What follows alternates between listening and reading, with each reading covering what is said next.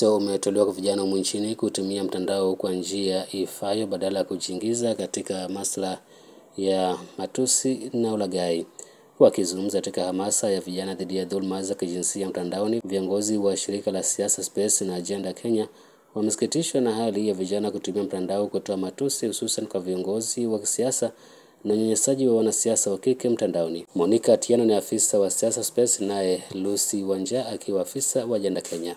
Tumekuja huku Mombasa County kuzungumzia madhara ya mitandaoni ambayo yanahusu wanajamii wa Mombasa tukielekea elections za 2027.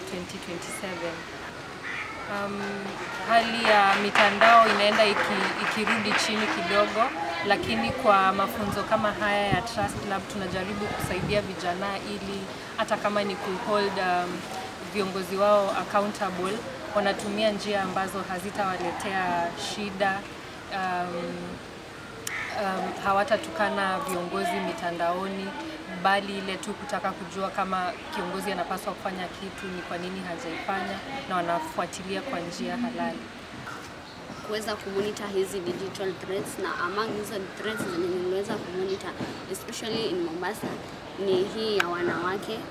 Unapata wanawake wengi, tukiangalia Likoni, wanawake wengi wameweza kujitokeza kuwania viti, na most of them wame face a lot of criticism kule kwa mitandao concerning hizo concerning kuvai, na wameweza like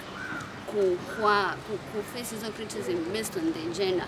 Kuna wale ambao walikuwa wanaambiwa ati wewe tutakupea tu hii kiti kwa sababu ya urembo, mwingine anaambiwa like venye ako very incompetent, arudi tu majumbani. Kauli hiyo imeungwa mkono na kiongozi wa vijana eneo la Changamwe Athman Hassan Mbangwe na Jen Hamala, ambao wameyataja baadhi ya madhara ya matumizi mabaya ya mtandao. Sisi vijana baadhi yetu hatutumii vizuri mtandao. Tunajua katiba imeturuhusu sisi kuweza kuzungumza kwa uwazi, ama ukipenda kwa Kiingereza to freely express yourself, lakini mwisho wa kwisha ni vizuri tuweke pia heshima. Kando na kuwa tunataka kuangalia viongozi wetu wanatutumikia vizuri, ni vizuri tuweze pia kuhakikisha tumeweka heshima. Unapata vijana wanasema tuende, wengi wake wanaweza kutukanana. Nikiangalia kama unatukana mtu kwenye matusi, unaweza sema mambo ambayo si ya kweli, na siku zote unajua kusema mambo ambayo si ya kweli inaweza fanya wewe ushikwe ama uweze kuangukia mahali ambapo si pazuri. Lingine sasa, kutumia mitandao vizuri, unafaa mwenyewe ujijue. Before useme kitu, unafaa ufanye uchunguzi, uangalie kama lile jambo ni la kweli ama si la kweli.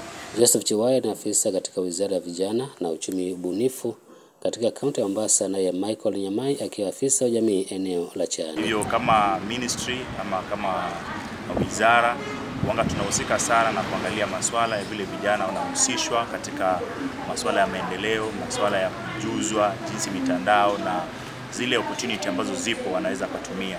Ndiposa kuna njia nyingi za kumhusisha kijana katika masuala ya mitandao. Ndio maana katika ile opportunity ambayo Agenda Kenya wanatumia ni ile kuhamasisha vijana kuhusiana na kutumia mitandao vizuri, na wale ambao wamehusika katika matumizi mabaya wajue zile njia ama yale madhara ambayo yanaweza yakatokea kwa utumizi wao mbaya. So ningesisitiza sana kwa vijana wapitie ile cyber crime ambayo ilipitishwa.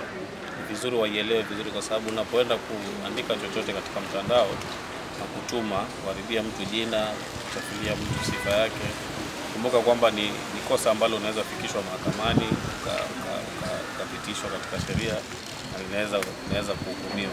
Kwa hivyo kabla mtu afanye chochote kile, kabla uposti chochote, kabla uandike chochote, ni vizuri uelewe unaposti nini, unaandika nini na madhara yake ni gani, in case yule mtu atataka kuchukua sheria na kukufuatilia.